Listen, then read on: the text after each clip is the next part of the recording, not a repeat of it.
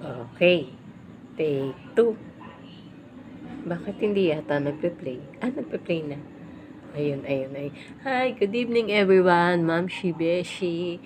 So, friendly friends sa lahat ng ating mga BFF dyan.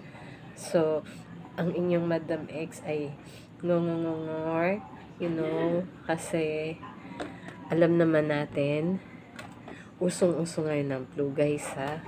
Seasonal flu ngayon. As per my doctor's advice, December to January, seasonal flu.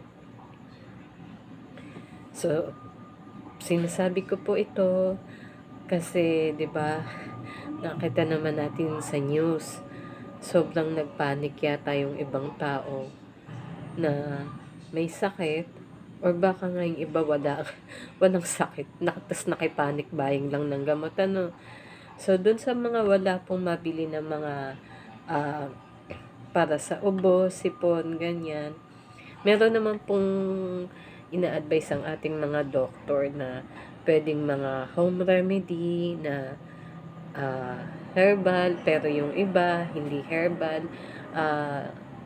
palasak na po.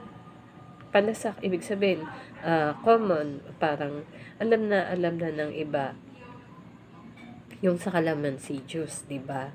So, ako, personally, parang ilang taon na akong hindi umiinom ng gamot kapag may cough and cold kasi ang first remedy na ginagawa ko, una hot water yan. Hindi lang po every morning, kundi talagang 24 hours yan. Hot water ako, yung init na kaya ko. So, sa inyo, tansyahin nyo rin yan. Yung init na kaya nyo. Huwag nyo bibiglain syempre, no? Unti-unti nyo lang yung timplahin nyo muna yung init, tapos nyo, diba? Kung kaya nyo. Tapos yung iba, yung iba, diba, calamansi juice. Sa akin, iba po ang ginagawa ko. Hot calamansi. So, eto. Konti lang yung tinimpla ko. Kasi, ako'y sinusumpong ng aking gastritis. So, since December 30, nauna pa po sa putukan, yung sikmura ko ay pumuputok na po. Ay, nako, grabe talagang sa lubong ng New Year, So, pagka gano'n na may gastritis or GERD or acid reflux or ulcer, automatic yan guys. Hindi tayo masyadong pwede sa mga citrus fruits, ganyan. Konti lang ang nilagay kong kalamansi. And, nilagyan ko ng honey.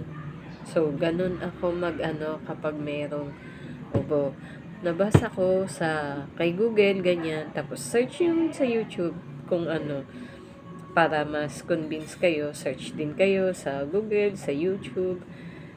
Yung honey pala, maganda siya sa ubo. Yun ang nun. So, sa akin, ganun ang ginagawa ko. Mainit na tubig instead na malamig. Tapos, honey. Tapos, hindi na ako naglalagay ng sugar. Yun, para bawas tamis. Take note, kung hindi pa po alam ng iba, kapag meron po tayong ubo, yung pagkain ng mga matatamis, nakakadagdag po siya para matrigger ang pangangati ng lalamunan at ang ating ubo. So, yun. Yung iba, luya. Yan. Isa yan sa maganda, di ba? Alam natin yan. Maganda rin ang luya. Hindi lang siya, I think, sure yun. Hindi lang siya syempre sa ubo. Sa iba pang mga, maraming health benefits sa luya, syempre. So, okay din siya sa sipon. Alam mo naman natin yung mga ganyan, malunggay, ganyan, luya. So, ayan, may mga health benefits talaga yan. 100% na yan, lalo na ang malunggay. Yan. Kung gusto nyo, yun, lagain nyo. Gawin yung malunggay tea. Yan. Marami tayong paraan, guys, para makahanap ng ibang gamot para sa ubo. Wag agad-agad wag agad-agad 'di ba yung mga gamot. Although syempre understandable the since 2020, since yung pandemic, masyado tayong napaparanoid kapag meron tayong cough and cold, fever, tapos samahan mo pa ng pangangati ng lalamunan, di ba? So, ako, advice ko lang, as per my doctor's advice din, na hindi naman porket may flu tayo, automatic na mag-positive tayo sa COVID, di ba? Kahit yung ibang doktor, ina-advise din nila na huwag tayo masyadong mag-panic. Kasi para yung hospital, mailaan sa mas talagang malalang kondisyon. So, kung halimbawa, first day nyo pala ngayon na nagka-cough and cold, tas cough and cold lang, walang fever, so don't panic agad. So, kung hindi kayo nakabili agad ng gamot na, 'di ba, yung mga usual na Neosep, mga ganyan, pang sipon-sipon, bakit hindi nyo rin subukan yung mga ganyan, luya, mga herbal, baka makatulong din. Pero higit sa lahat, yung hot water nga, guys. Hot water lang, ay nako, ang laking tulong na sa ating lalamunan yan. Tapos, gargle. Yan nga pala. Gargle ng maligamgam na may asin. Every morning. Kahit hindi lang sa morning. Ilang beses nyo gawin sa maghapon. Pagka mag-toothbrush, yun ang gamitin nyo rin. Maligamgam na may asin ang ipang gargle nyo. Diba? That way, pagka ma-observe nyo yan, sigurado ma-observe nyo yan na unti-unti, mababawasan ang pangangati ng lalamunan nyo. Try nyo lang, guys. Malay nyo, work din sa inyo. Kasi kagaya ng nag-work siya sa akin. Subukan nyo lang. Pero syempre, don't quote me on this. Kung sa iba na situation, halimbawa, yung cough and cold nyo, ilang araw na pala yan, di ba? Tapos may fever na. Tapos meron kayo talagang, yung hirap na huminga. So, kayo yung talagang kailangan na, yan, magpa-check up sa doktor. Ako, nagpapa-check up naman ako kay Doc.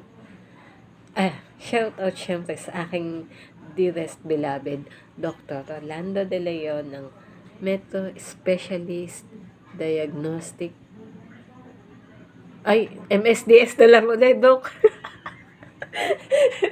Sorry. Nalimutan ko ulit you know. MSDS na lang muna. Ulitin ko na lang. So, yun. Online check-up. So, diba, since year 2020 naman in-advise yun. So, ayan.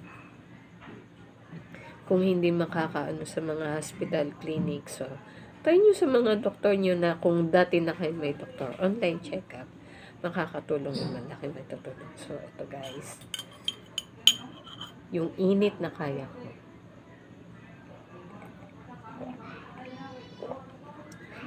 Panalo. So, this is your Madam X again, guys. X as in EKS, not X as in letter X, or X as in your X.